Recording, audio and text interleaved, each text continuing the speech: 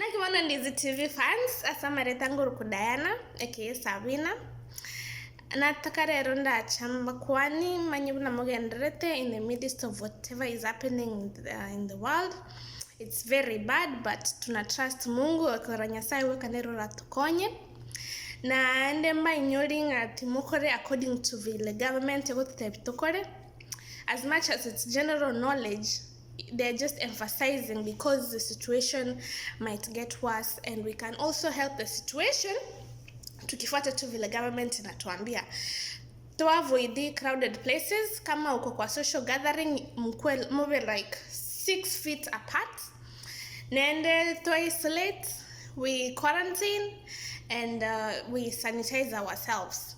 See atini for our own, it's not for our own good like sisi peke yetu, pia for the good of our families and the future, because mokora kwa news it's really spreading, but me, I believe God is there. Me, I believe God is going to do something very powerful, and we are going to be saved, not only as a nation but also as the world, as the entire world.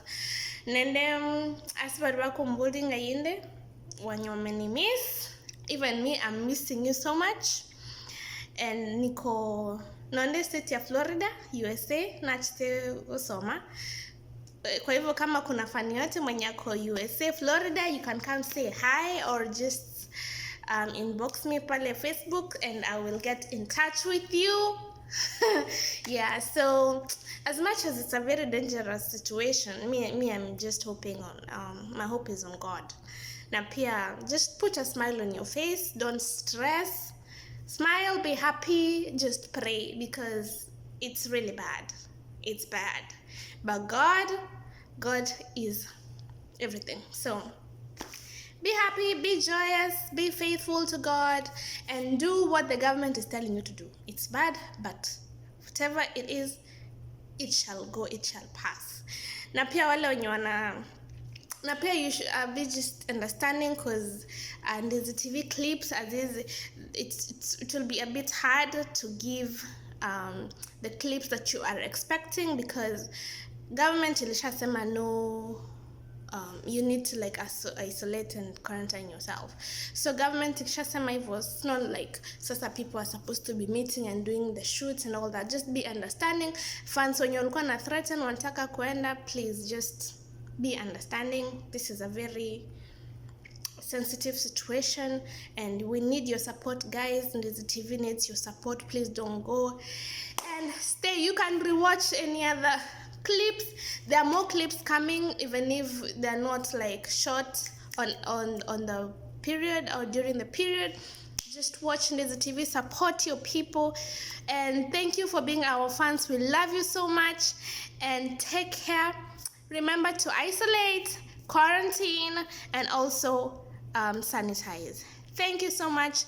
I love you and God bless you all. Oh, I just wanted to let you know about my situation here is that we are under curfew. There's no going out because hakuna kwenda hizi social gatherings, nothing like that. If you're in church, you need to be less than like 50 people. Na you're less than 50 people, unafaa kuwa like seated 5-6 feet apart. Hakuna tissues, very bad. Hakuna maji kwa stores, it's really bad. Probably maji tunaanza kunywa ni ya sink, ya tap, because maji yani kwa stores, yani you have to stock your food, you have to stock everything, because 1 month from now hujui what will happen. So pia mimi sijui, but Mungu anajua. So it's really bad, and my classes have gone from school based to online based, so it's really serious, and I don't know what's gonna happen. I'm just hoping that everything shall be fine. I love you and I miss you so much, and be happy, pray, continue supporting NDIZI TV. We love you so much. Bye. Mwah.